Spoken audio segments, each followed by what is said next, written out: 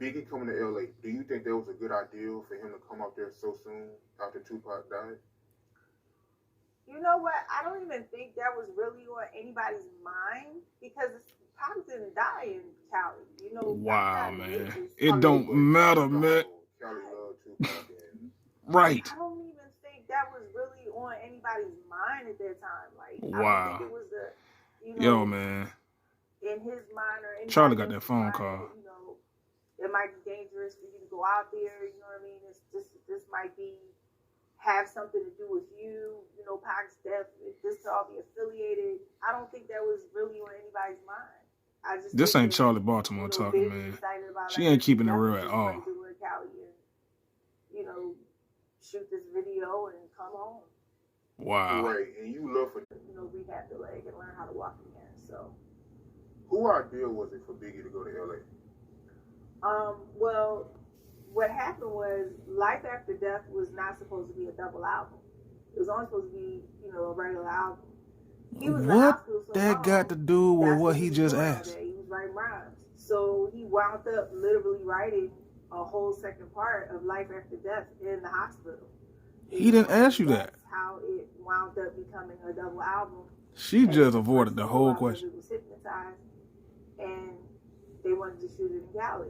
So I don't know whose idea it was. I'm not sure, but that's what they Oh, wanted to man, do. Charlie. And Big wanted to kind of just show people because everybody kind of knew about the accident that You don't know who idea it was? was doing much better and was good, even though he still had his king.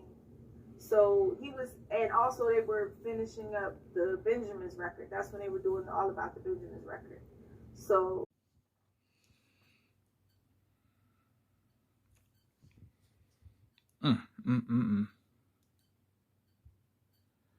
Yo, what's up, y'all? Did anybody see that interview? Did anybody see the 2 parts of that interview? Because there's more to come because, I mean, of course that isn't the whole interview. Just them 2 videos. Of course not. They got more pieces they're going to drop. For the Art of Dialogue, they do their videos like Vlad. They drop bits and pieces. And then after they drop all the bits and pieces, then they drop the full interview. Anyway, did y'all see that? Did y'all hear how Charlie Baltimore responded to these questions? It was almost like as if she didn't want to answer, so she tried to beat around the bush for certain questions. She tried to beat around the bush, and then she'll try to answer it, like in a PC way after she beat around the bush a little bit with it. And I'm like, Charlie, come on, man. This ain't you. You Charlie Baltimore from Philly. You gonna keep it real. But instead, you was keeping it PC. PC all the way.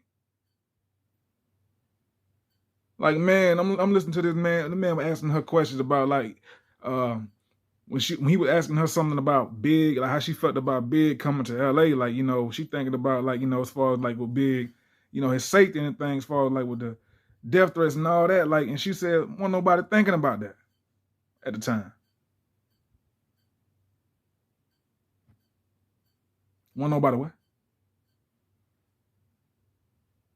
Wasn't nobody thinking about that.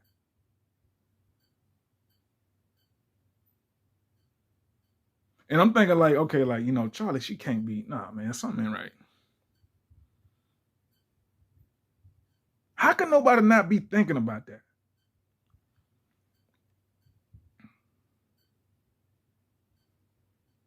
And when this guy asked her a question about, when she got to talking about the accident, when it was C's was driving, it was Big and her in this van or whatever. And she said how the van flipped over a couple of times. And how she had to get stitches from up here to right there. or whatnot, and that, you know, Big shattered his leg, and C's lost all his teeth. And she was saying that she felt like it was raining, but Big was telling her like, no, that's blood or whatever. But the reason why I'm bringing this up is because God bless, you know, Charlie, and I'm glad she's still here with us. But me, I'm thinking like, how the way she replying back to these questions, either she got a phone call right before the interview or she got a phone call like a couple of days before. Because I'm like, how could you sit up there when this man asked you, like, you know, about, you know, with the death threat that were giving Big and Big going to LA, you know, how did you feel about that? What did you think about it? She said, well, nobody even, you know, thinking about all that.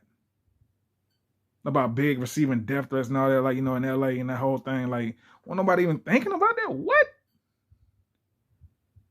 And I'm thinking to myself, and this goes back to me just bringing up about the accident because, like I said, God bless Charlie, and I'm glad that she's still here with us, but I'm just hoping that that accident didn't have no effect on how the way she was thinking. Like, what you mean nobody wasn't thinking about that?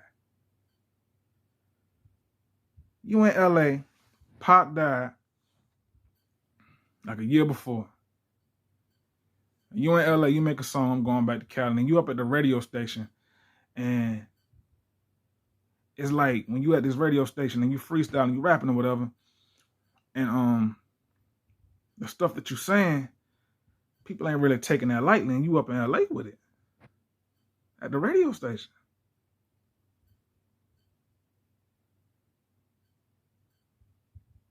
And you mean to tell me that as far as Big safety, him being in LA, and you know, you mean to tell me that y'all wasn't even thinking like about Big safety or nothing like that? Y'all wasn't even like, you know, and nothing crossed your mind at all? Like, for real? I mean, how the way Charlie answered any question is like, it's almost as if like, I hope her being in the acting, I hope it didn't affect how the way she's thinking. That's number one. And number two is, well, I'm for certain thinking that somebody gave her a prep talk before this interview. Because this ain't Charlie Baltimore. This is a real individual who's gonna give you real answers. You know, she ain't gonna sugarcoat shit. She gonna keep it real. So it's like, when you hear how the way she's answering these questions, and you know Charlie Baltimore, how the way she give it up, you ain't gonna expect how the way she's answering it. You ain't gonna expect that. And so when you get that, it's like, what? Like,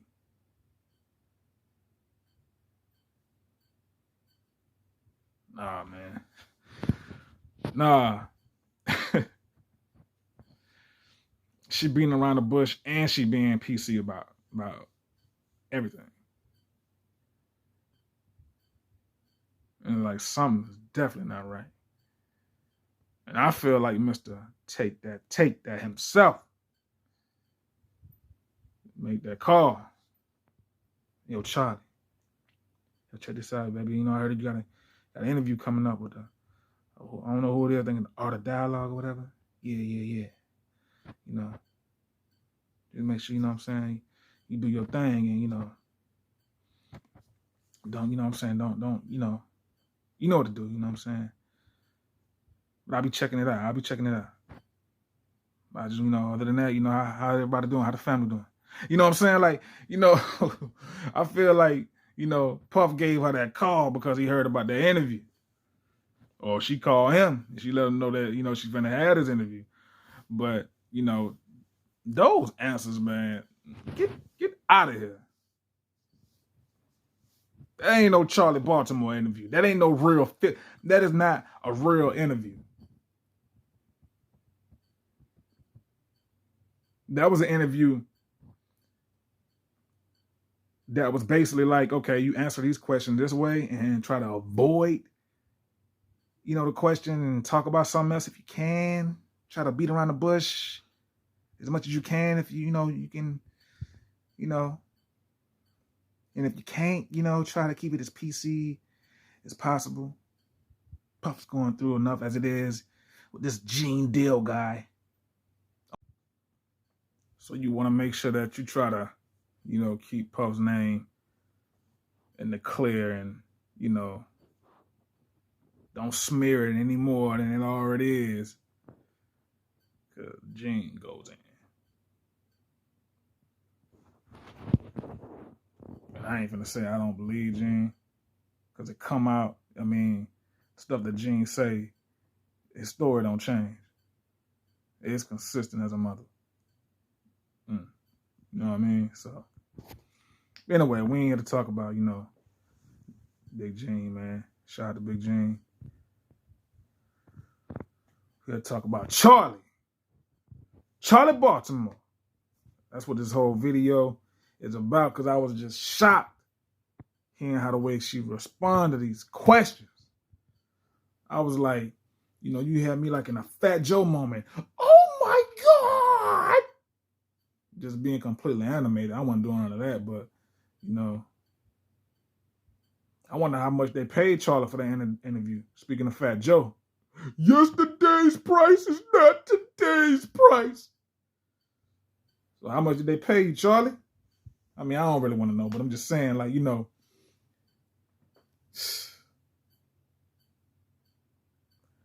this is crazy, man. This is really like, I didn't even like I said. I just like somebody that's been, for what you know them for, just loyal, just real. Just for what you see them as, you see them every, how the way they move, you can just, you feel like that's a loyal person. And has always been real, which they, I don't know her personally. It's just like what I always, how she always came across is just like a real loyal type of chick, So this saying, this video is just like, just to tell Charlie Baltimore, I'm shocked. I expect you to keep it real in that interview. You Charlie Baltimore. Philly's finest. And them PC answers and how the way you beat around the bush, like, whoo. Girl. You got the best defense ever when it comes down to it, don't you? Got that Money Mayweather defense when it comes to them interviews. You know how to, you know what I mean? You know how to get out the way. You know how to hold it down when it comes down to certain questions. You can beat around the bush a little bit with it, give it a little PC, political correctness. That ain't you. But how can I really say that ain't her? From what I've known of Charlie, just from what I see. Because I don't know a person, but from what I've known of her by what I saw like over the years, it's like a, real type of vibes coming from this woman. Yeah. Y'all got to check that out. And I don't know if they dropping videos, like bits and pieces, like every day. I don't know how Art of Dialogue doing that. But y'all got to check that interview out. Charlie, I'm shocked. But this is Sensei TV. I'm out.